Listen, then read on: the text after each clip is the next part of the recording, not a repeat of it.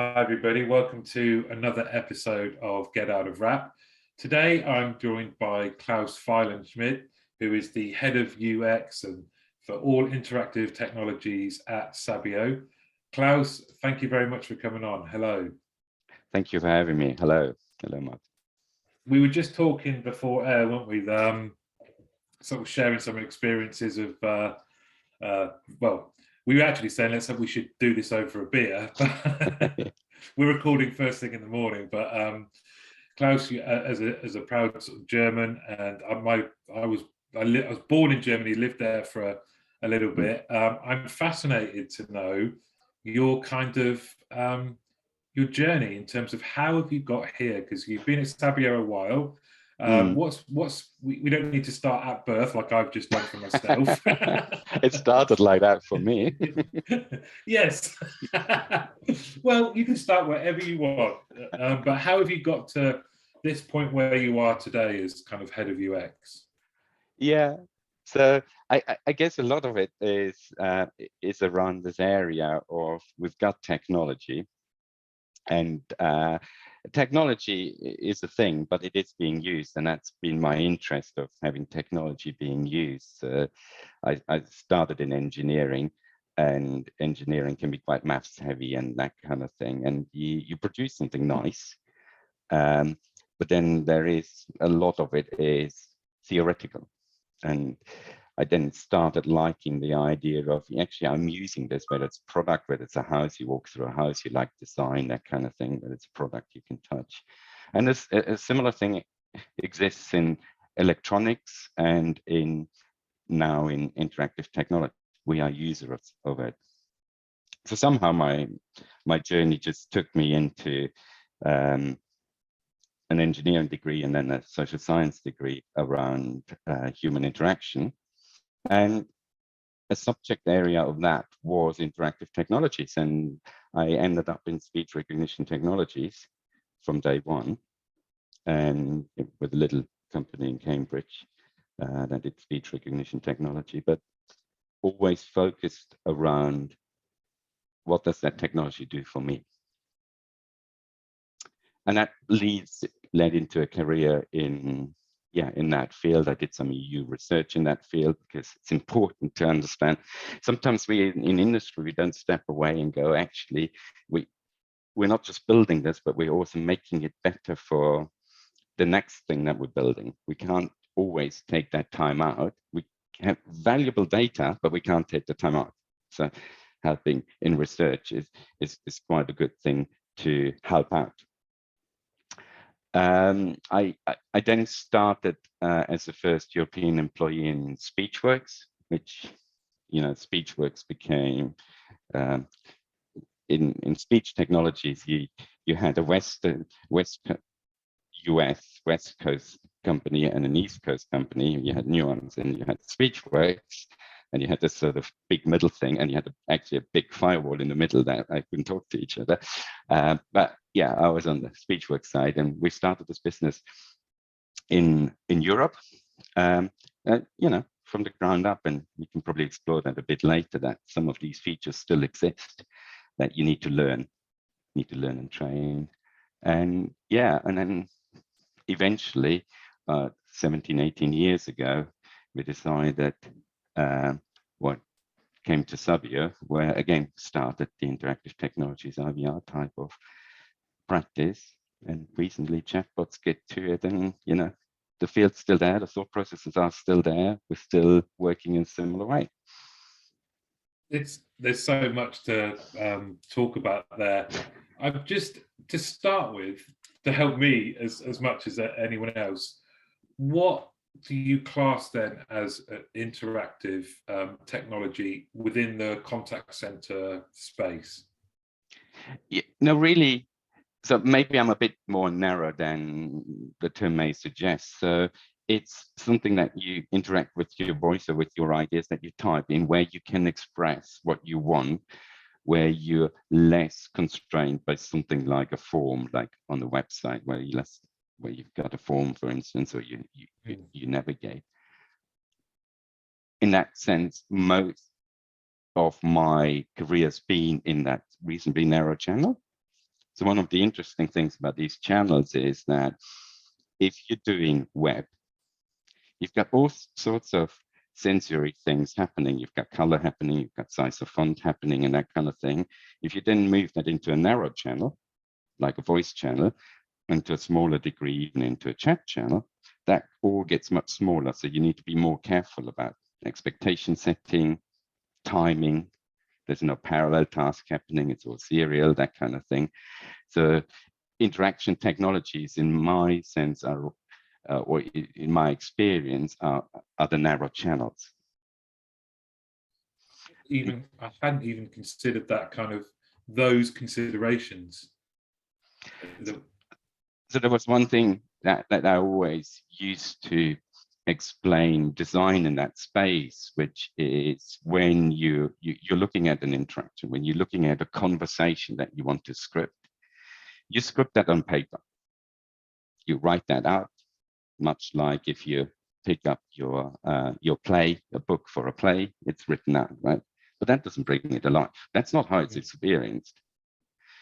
What you do is you read that out to someone, and then you actually, if you're doing it over the phone, you're asking that other party to close their eyes.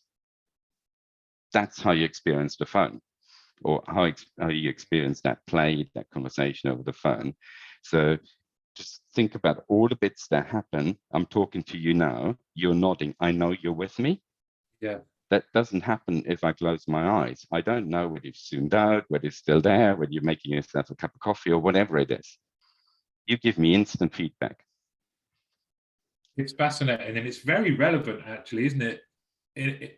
In how we've all been forced to work over these last few years. We were talking about screen sharing again before we hit record, and I was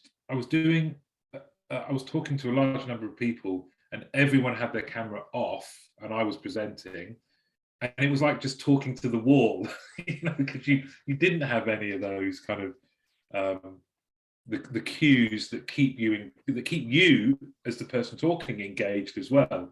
There's no doubt creeping into your mind about, am I still connected? and we've probably all been on presentations over Zoom where it was clear that the presenter was a very good presenter, but needed that visual feedback, whether the crowd's with them or not, and then it became much more flat. And that's how we work as humans. And we can do some of that in the audio channel. We can do some of that in the chat channel. We can do some of that. In the audio, it becomes a bit harder because it almost becomes like an interrupt. So if you know, if you really want to say something now and interrupt me because your eyes get big, you know, I can tell. Yeah. But while I've got the microphone, as it were, there's no way for you to do it unless you're being rude. Yeah. Yeah. So turn taking is one of the big things that you need to do in that conversation. We as humans, we know how to do turn taking. We've even learned to do it over the phone. The power of the silence. Didn't quite work here, so if I go quiet, then normally the conversation partner comes in and goes, you know, right, what, okay, but it's so fascinating, because that is something that from doing the podcast over these last few years, I've kind of conditioned myself to wait more than I would have done previously, because I think it's not about me, it's about you as the guest, and I'm waiting. So that normal pattern I've kind of disrupted, because like I read this book by, I hope this is right, Elizabeth Stokoe, language expert, and there's a passage that is exactly what you're just saying around, we all know the norms of even, and she starts with just a greeting that when we get together, I say hello,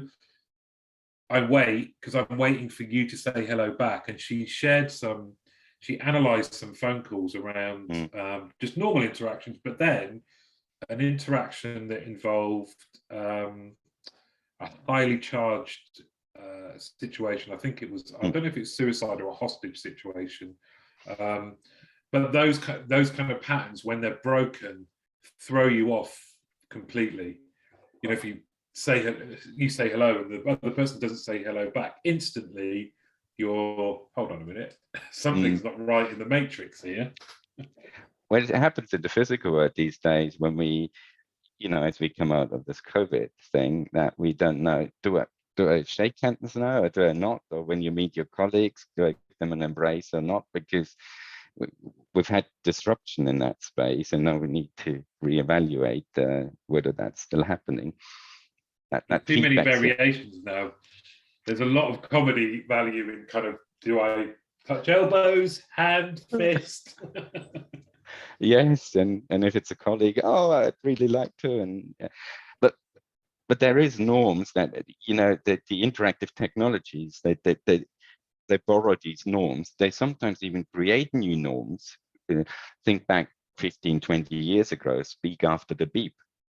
You know, we needed to create these norms. And then as we came out of this, where technically what's called barging wouldn't work reliably, that we could interrupt the system, be rude and interrupt the system, we needed a beep. As we came out of this, the technology caught up. You observe awkward conversations where it's just wait, and you know, the techie goes, come on, just speak, that kind of thing. And then you get into the scenario where they wait for too long, and then the system responds and goes, actually, I need to help this person because we are now designed for the new way of interacting without the beep. I start speaking, and we as humans need some time to process that. And I start speaking, you know, we've all been in these awkward conversations with an automated system. Yes.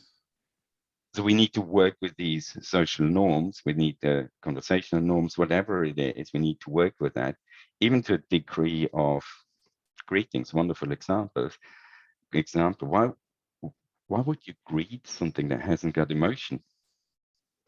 Why would you say, hey, voicebot? Because it feels like a conversation. It helps you, it gets you started. When you walk into the office and say, hi, how are you? It's just a way of settling into the conversation. You do need that in whether it's a human conversation or an automated conversation. I guess everyone, regardless of whether they're in our industry or not, can relate to that, because most people nowadays will have a voice activated, you know, whether it's Alexa or another variation. And that's a really interesting point you make there, because I just, as soon as you said that, I thought, how do I talk to Alexa? Probably talk to her like a human. And I don't know if that is now, because you're right. Does that make, is it because that's what I need? But do you talk to her like a human, or so there's different ways of interacting with Alexa. For some, it's much closer to command and control. Hi, Alexa, get me the latest exchange rates. Go and get. Would you do that with your wife, your partner, with your kids? Not if I value my life, no. Yeah, this is there for the long term, so Alexa may go. Yeah. But the channels, as a part of the research that I did for my master's, was around that. It's not necessarily just the message that's in the channel or the conversation that we're having. It's also who's having that conversation, so that, you know,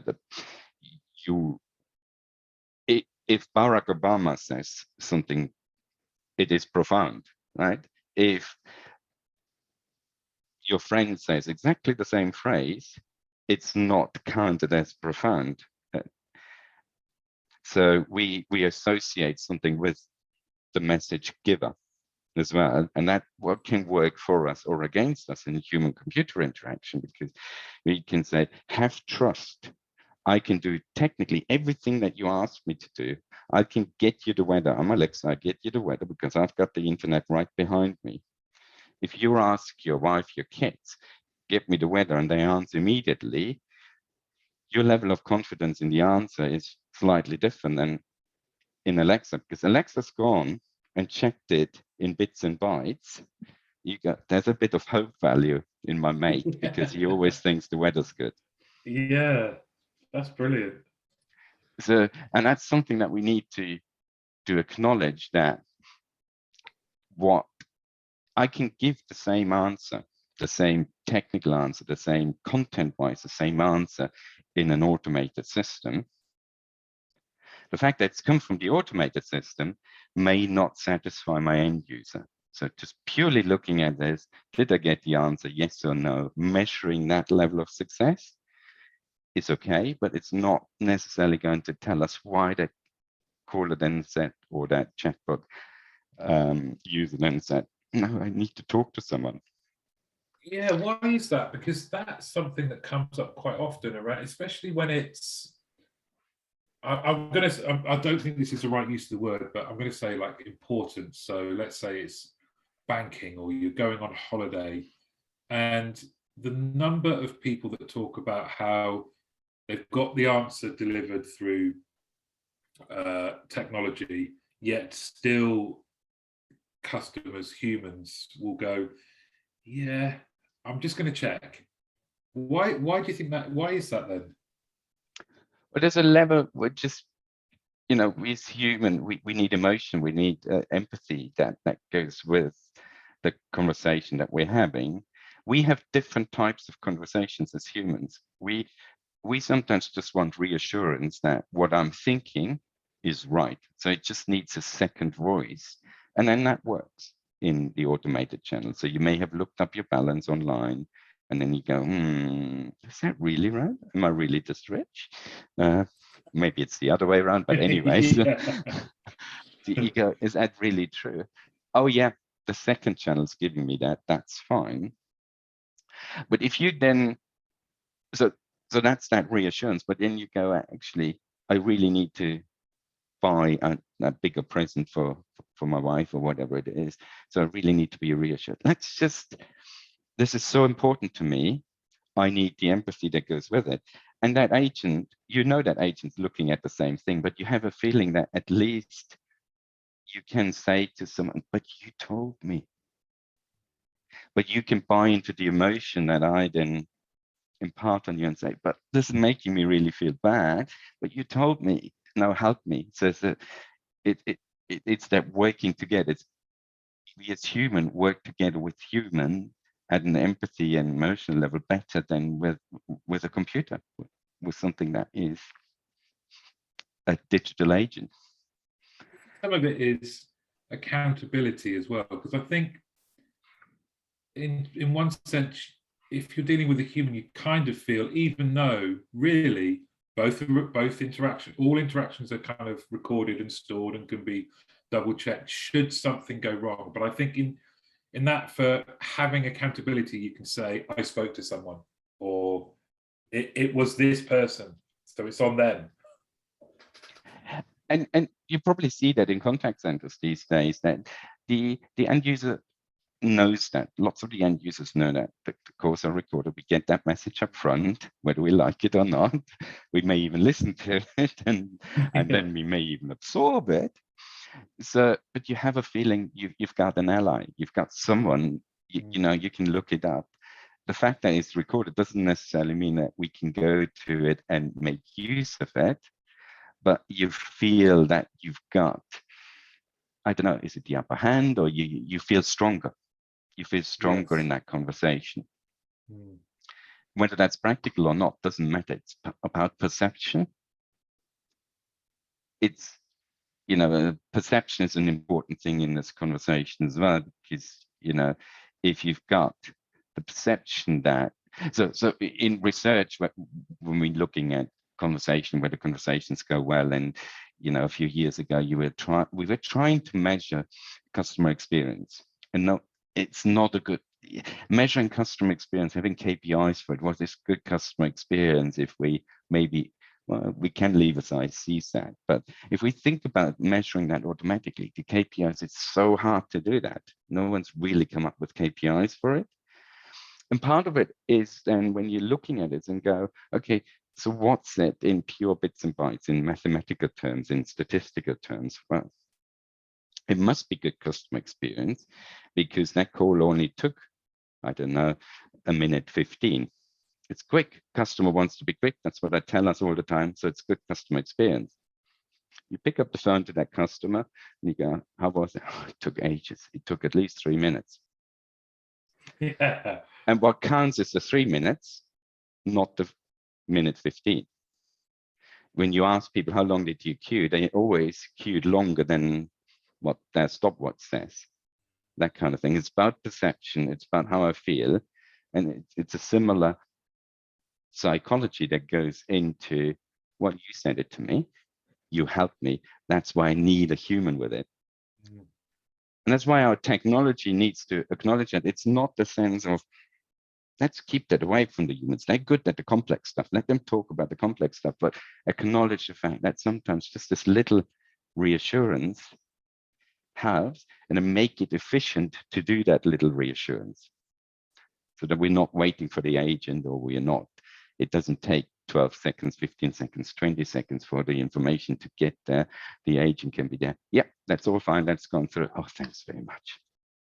I'm out of here. It's good for the agent as well. Quick call, bing, click. I've done 15 calls. Yeah. Do you find then that, and there are some other points I want to come back to. You said so much interesting stuff already. Do you find though, from a chatbot experience, I'm just thinking about a personal interaction I had yesterday where the first few stages interacting with the bot felt like a necessary couple of stages for me to actually get to the point where it says, I don't recognize your query. Do you want to talk to an agent? I went, yes, great. There we go. And I just thinking back now, my attention to those first few pathway decisions, probably I was just right. I wasn't paying that much attention. I was just thinking, I got to get to that point where I talk to an agent. Is that something that is a challenge in the industry around trying to keep the bot more engaged and more helpful, but also satisfy the user, the customer? Absolutely is. It's, why am I doing this? Can I not just tell that agent who I am, what I want? Just get me through to someone. It absolutely is. And there's no silver bullet in there how you do that. There's no absolutely, if you do it this way, it'll be fine. So technology can help us in that sense, and it goes through waves. You know, we can find out about you because you may be logged in and that kind of thing. So, and we can then inherit from the logged in page over the phone. These days, technology helps us in the sense that many more people have mobile phones and call us on a mobile phone. They are personal devices now. They're not a shared number anymore. And you need to sell the benefit of doing that as well. So saying, look, if you've done that with me, we'll be fine. We'll be fine. We'll be efficient next. When you're with an agent, we'll be right there. I'm semi-prepared for it, that kind of thing. We can do that in words. In many cases, that sort of works, but the proof is often in the pudding. So because it worked last time, you're taking that experience, that positive experience. Oh, I get it now. It's a bit like if you go into the shop in the self-checkout, there's all, when they started appearing, you know, there's the trailblazers that go, oh, this is cool, I'll do that. And then there's those, I'll never do that. And the big middle bit, and it goes, if only someone showed me. Or they don't even say that, but that's their notion of it. It's the same as you going through that chat and going, oh yeah, okay, I'll need to tell you just so that I can get through. But if we then feed off and we've got you hooked, you know you're doing it. But if you then feed off and just give you a little bit of, well, I noticed that you've got an outstanding IT ticket. Is that what you're calling about? That kind of thing. Just show you that there was a benefit to doing that. It is a journey. It's not as simple as Yeah, it'll always work. And people will take their experience. So they go, I interacted with airline A and it worked brilliantly for them. Surely you can do that. Yes. And I think there's something about, we all think our own situation or experience is unique or different, when in fact, you know, I was interacting about a bit of faulty equipment of something relatively new I purchased.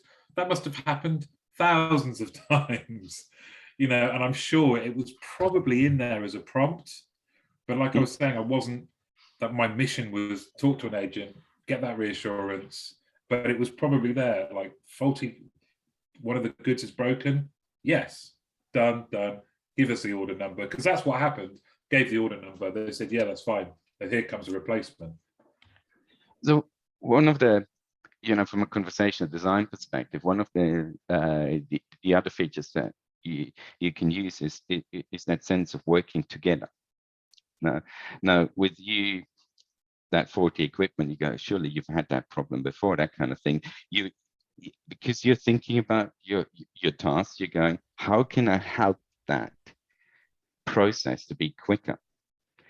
And part of what we do in conversation is we're not sitting there waiting what comes in next as a question and then respond to it, but we progress. We ask the next question. We've got an expectation. We predict what's going to happen next. Whether we do it overtly or not doesn't matter. But we are thinking about the next thing. We're in a zone, so we're working together on that. Like I checked out of a hotel yesterday, and I know in that hotel, because the way in which we do the bookings, we've got an allowance for dinner, and if you don't use it, they need to refund you. But it doesn't happen automatically. So I know if I do the auto checkout, it goes, doesn't work.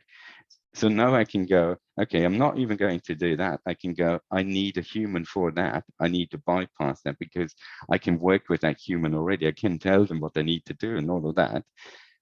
It works better for me. I get the feeling of, oh, look, what do I know? But the process works. Where that breaks down is when I fix it. Then I look really stupid, obviously. But then that's when we Never. Never. But that's when we adjust. And that's another thing about, you know, the way in which we interact, the way in which we use technology changes all the time. We need to monitor that. We do monitor that. We need to just always have a curious streak about what we do. Does that lead to, there was something you said quite early on around when you're designing and implementing technology, you're creating, or you generate a whole lot of data. And it's the first time I think I've ever spoken to anyone that where you're already thinking about this thing that we've done here is going to help us make it better in the future. And that's a consideration I hadn't thought of before. But you said something about we have to make sure that we stop and analyze that do that kind of that debrief. Can you just kind of talk more to that? Yeah, so you can get in a scenario like, you know, we had it recently where you go, I'm trying to make this conversation better. I'm trying to work out how do I get the success rate up. And then you go, how often do we actually stop and go, actually, have we gone into this sort of alleyway and we're trying to turn around the car, or we're trying to find a way over the fence, and, you know, all these gangster movies, and they do find a way over and there's a door that opens up and that kind of thing. Or should we go, actually, let's just put a different team on it and go, let's just pretend we've started from scratch. Here's the data that we had at the beginning. What would you decide to do? What would you have decided? Would you have gone left there out of the 3 routes, or would you have gone elsewhere? It's almost like wipe the slate clean again and see whether the conversation can go elsewhere. And at that point, we were doing that on the technical side, but you can do that on a conversational side as well. And we do that in conversations as well. If we go, you get to this point where you go, are we actually talking about the same thing? Let's just step back. Yes. So what you collect as data in the beginning and go, what was I intrigued by in the beginning? You can look it back and say, actually, no, I built up some knowledge. Now I look at the same data. Can that be interpreted in a different way? That's how fault finding works, right? So you go, we've got these descriptions, and you go, that'll be that. We look at that switch, or in your case, that gadget. It's probably the battery's flat. No, it's not. So what do? You step back and you start again with the same data, but you have added data along the way. So you go, actually, this now makes it stronger, the data. What they meant is, when they said, I've got a problem with the password, is not what I assumed, that the password's not working. It is, it's too complex for me. Can I use a simpler password? But I only discovered that in the conversation. And the strong thing about the conversation is, we can fix this in the conversation. It doesn't feel like I made a mistake. We can fix this. Oh, in this case, we go there, we go there. Whereas if we think about technology, we go, it took it down its path. It was wrong. So purely measured, it was wrong. But conversation can help us fix it. We go around and we get the right outcome. And that's the next frontier. How do you learn conversation? How do you, we have started learning, how do we learn? How do we turn speech into text? We've done that for many years. And then we've done, how can we associate meaning to that? So what does that actually mean? We can be much freer in what we speak. Alexa understands us when we are polite or not polite. And the next thing is, how do we learn what's actually happened in this conversation? I started with topic A and I ended up in topic B. One of the things in the contact center that we often talk about is we go in and go, so what are your main core drivers? Ooh, these are my wrap-up codes. That's my main core drivers. We then go in and go, okay, let the customer speak. So we put the natural language systems in to go, what are you calling about? Will they tell us something different? But guess what? Neither of this is the total truth. It's somewhere in the middle. Yes. And that's what humans are good at, looking at the middle bit. I love that, because I absolutely can, those kind of outcome codes, and when you're listening to the interaction thinking, yeah, this isn't really that outcome. It is something else. Right, let's create another code. You need the codes for business planning, all of that. I get all of that. But the user, there is this clever bit in the middle. It's the human. It's the agent that then says, that was that. But they arrived at, I don't know, balance transfer. They arrived at the balance transfer throughout the conversation. The user may not have said, I want to transfer some money. They may have said something like, I don't know, have I got enough money in my account? And that's not, they didn't want the balance. They wanted the first step on their journey to transferring an extra £500 to their other account. We discovered that in the conversation. So even with technology, we're doing the front bit, and we're starting to learn in the conversation to assist both the agents and the user to actually get to that. Because if I just drop you into balance, that hasn't solved your problem, has it? No, so fine. All computers are good. All systems are good. Yeah. What are you seeing, Klaus, with the difference between usage or customer appetite for chat versus voice, chatbots, voice bots, right now, and also kind of like future state? So there's a place for both of them, clearly. It's your setting. So if you're on a train, you're not going to do this a lot. You're playing with this. It's almost like a third domain, which is the sort of WAP chat, the WhatsApp chat, sorry, where you've got a timeline in there. You're not in an instant chat. I don't expect the WhatsApp bot to respond to me as quickly as a human bot does. A human bot. A human bot. You've made it. Oops. Whoops. The secret's out.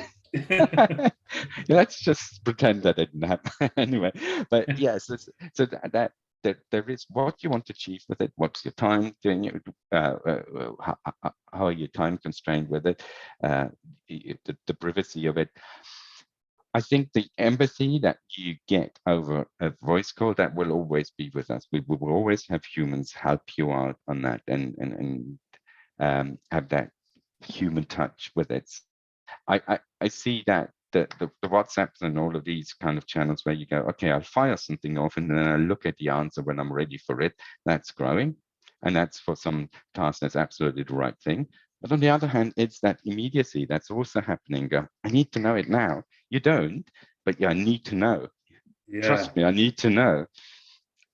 And then it's to predict that, you know, the future, what's going to happen. We all want to know what is tomorrow. So it's not a straight answer in that I'm saying, look, the web chats will overtake, but or the WhatsApp chats or whatever that will overtake. It's we'll find the right tool for the right conversation, and then it's critical that it's a continuation of the conversation. And we as an industry had that conversation for a long time. Just don't forget anything, please. You know, yeah. Make sure that the investment that I made, I did make an investment. I did actually press some buttons on that phone. So just make sure that that is valued, please. And logging in and all of that kind of thing. So I think the key is that we've got the foundations are right. We know how to lead a conversation. That can be different, but when it comes down to the information delivered and the way in which we do it, we need to be consistent. So tell me that I've got a good balance in the same way, whether that's over the phone or not, but explain a bit more to me when I'm having when I'm using the voice channel. It needs to look different, but they need to be there, both channels, all three channels. There's again something you said earlier around that kind of, and I'm fascinated by this just from your kind of personal point of view, was being that first employee in Europe, and was that just you kind of doing the whole startup experience? Were you flying solo to start with, or? No, so we had two other people in from America to help. You know, there's business development that's happening, but the key at that point was also we can develop business, and we've proven that SpeechWorks works in America. But in order for that to work here, we need to do data collections, and we need to talk to people what's different. How do you say a date differently in the UK? We all know December 22nd and the 22nd of December. So even just flushing these things out, the internationalization, flushing this out. So I was very involved in flushing these things out, the experience, because it's quite wrong for us to go, this American English is the same, it'll just work. So we'll always say gee and awesome and all of that kind of thing. So it's even the way in which you structure dialogue, what you need to have back is different. But you need to support that with making that case when you develop the business. You do need to do technical stuff. You need to, we had plenty of, we were at a point where we send questionnaires out to people, 25, not even questionnaires, it was ring us up and say this string of digits, ring us up and say this number. And we would record it, transcribe it, and train the models. Much like you do a statistical model, an AI model at the moment, a lot of users help us out training the models by using the systems. We did the same thing at the time, and we had oodles of fun doing that, friends and family, to get that. My favorite story around that is we had a speech science, a data scientist. He was listening to thousands of these and needed to transcribe it. So he knew that the user had to say 25 and whether they said 25 or not. And we had all ages doing that. And it was this elderly voice, and she went through all of that. And all of a sudden he burst out laughing. because we had a question at the end, and it's is there anything else you want to tell us about the process? And she had gone through in a very structured way, and all of a sudden she just went, Nikos, and that was it. So she just enjoyed that, and ever since we always say, Nikos.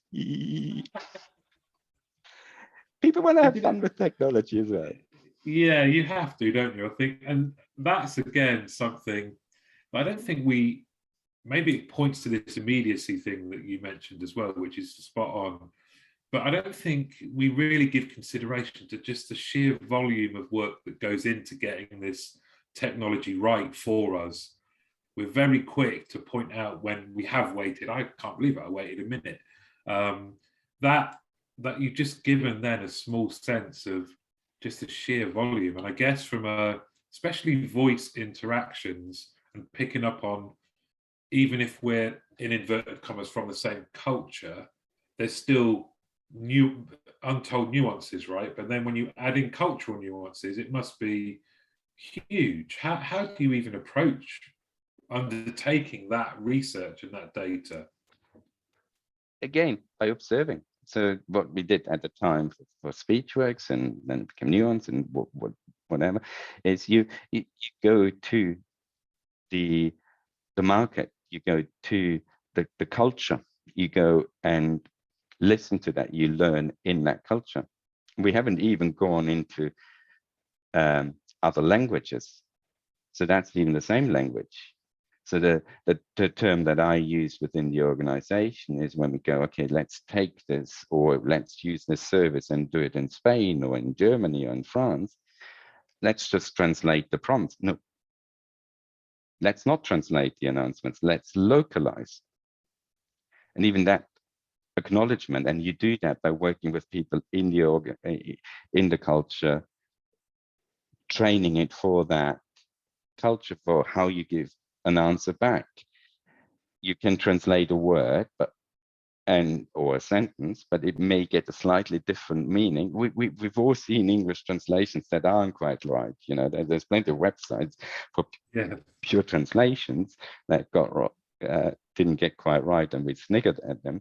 But that's a real challenge to, if I go back to what I said earlier, if you build confidence in that this innate thing will do the right thing for you, you need to have confidence that it actually uses your language right. It doesn't sound like an American. You're actually we made it worse in some respects when we used American prompts in the beginning, because people would try and speak back as in an American accent, and we wanted them to be British. You know, we wanted to get their English, the lovely English accent back, that kind of thing. Or if you say, hello, I'm a computer, please speak slowly, you would get the users at the time to speak very slowly, which made the model so bad that wouldn't work properly. Well, yeah. And then there's this story, just the last story, there's a story about Jaguar putting, command and control into their cars, and their high-end people, they say, it's not working. It's not, that technology isn't working. So Jaguar said, come back. We need to train this for you. There's no training in this system, or it was in the SpeechWorks system. There was no training ability or anything. What they did is they put the salesperson next to the user in the car and say, okay, well, now we need to train. Press the button, say. What they did is they didn't train the system, they trained the human. Yeah. So and sometimes, if you, I don't know whether you're a coffee man or not, Yes, you look at all these Instagram videos of the lovely latte art, and you look in it and go, yeah, I can do that. Try it. It only works with the training works when that person who trains you sees exactly where you're going wrong and then just interferes a little bit. You don't realize that they interfere a little bit. If you try it a bit faster, that kind of thing. So that guiding, and the same is true when you're looking at internationalization. You need to train that in an international way, in the right words, whatever. I just want to talk finally on you've been, correct me if so you've been at Sabio 17 years, 18 years? Yeah, from 17, 18 years for me, but Sabio's older than that. Yes, but I'm always interested when someone's been at a company a long time. There's got to be some kind of, there's a connection there, but there's also, you know, with your mind and seeking out and being kind of growth mindset. What is it that's kind of kept you there, kept you excited about what you are doing? Why stay at Sabio for so long? It's the field is there. The field needs discovering. The field has interesting ideas, and the people around you help you with that. You know, it falls on fertile ground in some organizations. It goes, yeah, we can egg each other on. And there's also the sense of, if you're in an organization and you work for customers, for instance, you want to help them. You've got a relationship with them. So I view, and a lot of my colleagues view, that our relationship with our customer just as important as our relationship with our colleagues. So when we deliver a project, of course we're having a conversation. Have you done this? I can only do this if you have done this. But also if you work together, together we want to achieve that. So by leaving a company, you would lose both your fertile ground, your colleagues, your innovation, and you will use your relationship with your customer. And there's always clever people that help you out do these things, and there's an appreciation for it. You know, you see in Sabio's journey that we go, look, we can do the, say, telephony world better and better and better, but we can also look forward and see, where's that all going? Where's that actually, you know, doing all this good interaction stuff? How do we make it good for us to have good conversations? And that never stops. It's never done. Yes, but isn't that lovely though? It's kind of that progression each time. Keep working. It's great, isn't it? And it goes back to, you know, almost like the mindset that you're not going to get this built, it's done, it's happy. You're happy. You're making small steps all the time. Happens in the organization helps. It happens in a project. It happens with technology. And what about it felt you? comfortable. I love it. But what about you as a consumer? When you interact with chatbots, are you there as the customer, or are you there scrutinizing it with your knowledge? Depends on what I need to achieve. So if I need to redo my rebook my flight and it's just not going to work, then I'm definitely scrutinizing what could go better. But if I've got a good experience with it and go, actually that's pretty good. So actually it did take me a while knowing how difficult it can be to build a good chatbot. It took me a while to actually go to the bottom right-hand corner on the website to say, let's just try this thing. But then you've also got this thing of, okay, I see what they've done is they called it a chatbot, but they realize that it's a bit harder than that. Maybe it's into that. Yeah, so criticizing is certainly there. Or, you know, why would you do that way? You know, it's not. So I often think about journeys and use cases and that kind of thing, and I go, what use case does that support? Maybe I'm just not your normal user, or you haven't thought use case. Maybe they need human bots. Yeah, that's people with process. So yeah, yes, you can't switch off.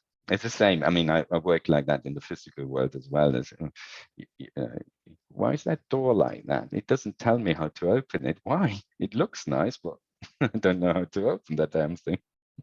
Yeah, you can never switch off. Well, look, Klaus Failenschmid, it's been fascinating. We don't feel a bit frustrated. We don't have enough time to be able to kind of do your work and your experiences justice, but I found it absolutely fascinating. Thank you very much for joining us.